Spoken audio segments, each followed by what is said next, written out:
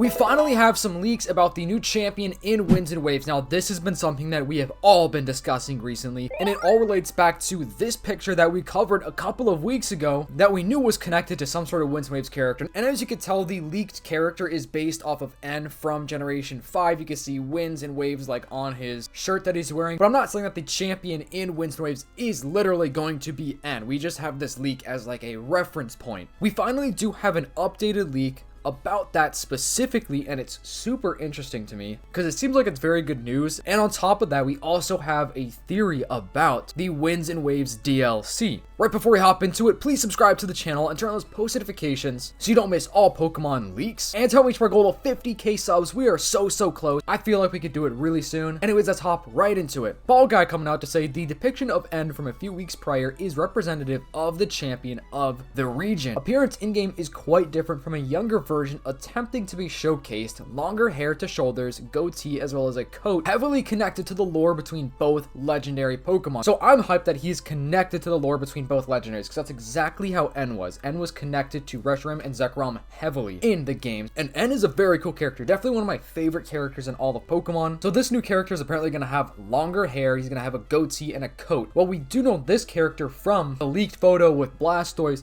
This guy does have a coat. I don't think that this is the same character, but I just wanted to bring that point up. This guy that we see with the crazy appearance definitely has some sort of coat and definitely a hat of some type. Probably is not the champion, but you never know, because one of my theories is, well, what if this could be the champion? Because this guy's outfit definitely seems very specific, like he's trying to stand out. Like, think of Getsus. His outfit definitely stands out. Most of the champions do anyways. As far as like all of Pokemon games, I just feel like if they're gonna do a crazy outfit and crazy style, it's gonna be an important character, you know what I mean? I wonder how old this champion is gonna be as well. I can't tell if it's gonna be an old or a young champion, because N, I would say he's pretty young, right? And as well as that, will we actually see this new champion in Pokemon Horizons? Like maybe at the very end of this arc that we have going on for Horizons is also gonna show off the champion, because we do know from other leaks that it's apparently gonna reveal a brand new Pokemon from the region of Winds and Waves into just Pokemon as a whole, like an early reveal, which we've talked so much about, so I'm so sorry for sounding repetitive, but I'm just so hyped about that, guys. I am so hyped to see this new Pokemon, especially if we're not going to be getting another trailer or a big Pokemon Presents this year with Winds and Waves news and information. So like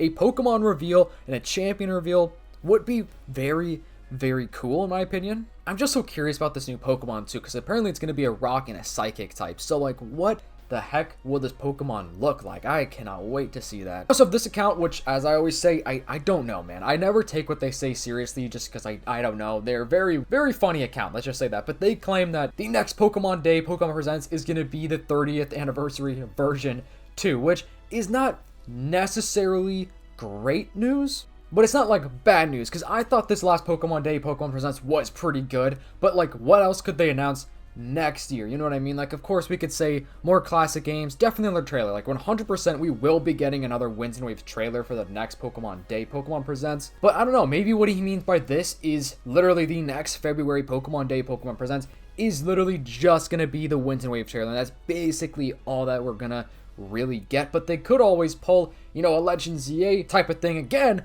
and announce the DLC, because Soul Silver Art was talking about that specifically. He said Gaia Gen 10 was planned to release mid to late 2026. The Gaia DLC development was probably, you know, 2026, and then the Gaia DLC plan was supposed to be out in 2027-ish, like early, could be mid, could have been later. I feel like it probably would have been like mid to late 2027, but I guess you never know. But we do know that the game is getting a DLC, like that is part of the Terror League. And of course, right here, you can see Legend ZA was supposed to be out in 2024, but it was delayed to 2025. And I'm like 99% sure that Generation 10 was actually originally supposed to be dropping in 2025. As you can see right here, Generation 10 2025. I mean, dude, imagine that. Imagine a world where Generation 10 would have been out for many months at this point. I'm glad, because I feel like it just wouldn't have been as good. And you know, we've talked about it, so I'm not gonna like talk about it again in this video, but man, I just hope that they take their time, give us an amazing game. Like, I cannot wait for Gen 10. I'm so excited for it, and I hope you guys are excited too, because I just feel like there's something in me that really believes that it's gonna be a great Pokemon game. But anyways, Gaia Winds and Waves has been pushed back, but would they still try to get it out a bit earlier than late year like they originally planned? Maybe the base game has been pushed back to when the DLC was supposed to release in 2027, and the DLC would still release that same year in late 2027. So Gaia maybe could release in like the summertime or like after summertime, and then the DLC could drop in December. Now, I don't think that would be great because of the fact that I feel like that's just too soon. Like the Legends ZA DLC, in my eyes, I feel like it was too soon, especially because of the fact that Winds and Waves didn't come out this year. But we do know that that delay for Winds and Waves come out in 2027 was actually recent. Like that wasn't something planned a long time ago. So my theory is that the Legends ZA DLC came out when it did because they actually still were thinking that they were gonna drop Winds and Waves in 2026. But if they were originally planning on dropping Winds and Waves in 2027, I feel like the ZA DLC probably would have came out like around Pokemon Day, or maybe even like around now, could have even been pushed out to the summertime just to get players back on the game. But that is still why I kind of do think there could potentially be a second DLC for Legends ZA. I definitely think that the reasons are valid, and I feel like it would be really cool for us as the players to get another DLC as long as it's good. It would have to definitely be different. It would have to definitely be something where we get to go to another region, or, you know, just more nature and stuff. I feel like that's what we all want for the most part, as far as another DLC would go for ZA. But with the Generation 10 DLC, I really wonder, like, because the overall game of Winds and Waves is going to be water-based, so I feel like the Gen 10 DLC will not be water-based. Like, if anything, I think it will take us to more of like an empty land, or maybe even wherever the Pokemon Champions game actually takes place, which could, you know, be the Ore region. It's definitely some sort of like southwestern region that we don't really know of, which is really cool. So I feel like it's possible that the Winds and Waves DLC could actually take place there. There are many theories and many ideas what we could say about this Generation 10 DLC, and I feel like recently they love to give us a DLC where it takes place like located in some sort of region that we know of. Like the Blueberry Academy was in Unova region, except we didn't get to see really any of the Unova region at all. And then Kitakami, of course, was kind of its own thing, but it's still like based in Japan. And of course, Legends ZA DLC was very interesting. But that said, maybe the entire timeline has been pushed back a year, meaning the Gaia DLC for all of 2028 and Legends 3 won't be 2028 anymore, but will be 2029, which I just talked about that in a recent video. It is totally possible everything could be delayed. I kind of don't know how I feel about that, because of course I want the games to have their development time to be as good as they could possibly be, like the best Pokemon games that we could possibly get. So if we got, you know, Gen 10 Winds and Waves in 2027, and then let's just say literally just the DLC in 2028, which is crazy to even say, but that's not even that far away, really. That means the next big Pokemon game would hopefully be 2029 or even 2030 at this rate. Who really knows? It's crazy to think that originally Generation 11 was supposed to come out in 2030. Yeah, that is totally not going to happen anymore. I would say it's at least 2031. It could be even 2032. Just because they are definitely going to be giving us another Legends game, or even that Project Karasu game in between Gen 10 and then Gen 11, and the MMO game, which what's happening with that? So maybe Gen 11 is even going to be pushed out even further. Or who knows, like Soul Silver Art is saying, maybe the DLC for Gen 10 and Gen 10 will release literally in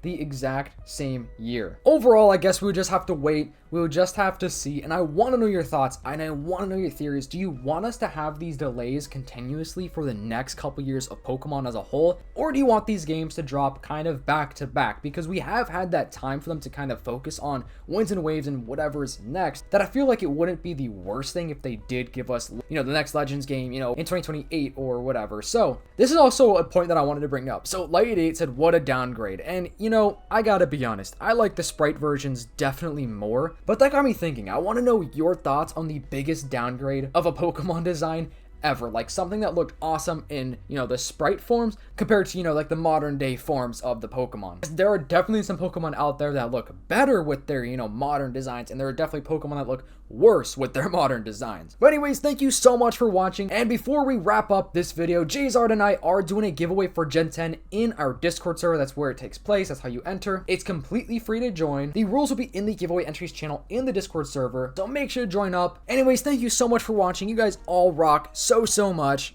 I really appreciate each and every single one of you guys that supports the channel on a daily basis, or if you even watch like once a month. I appreciate all of you guys. Please make sure to hype up the video, subscribe to the channel if you have not already. I will see you in the next video. Peace.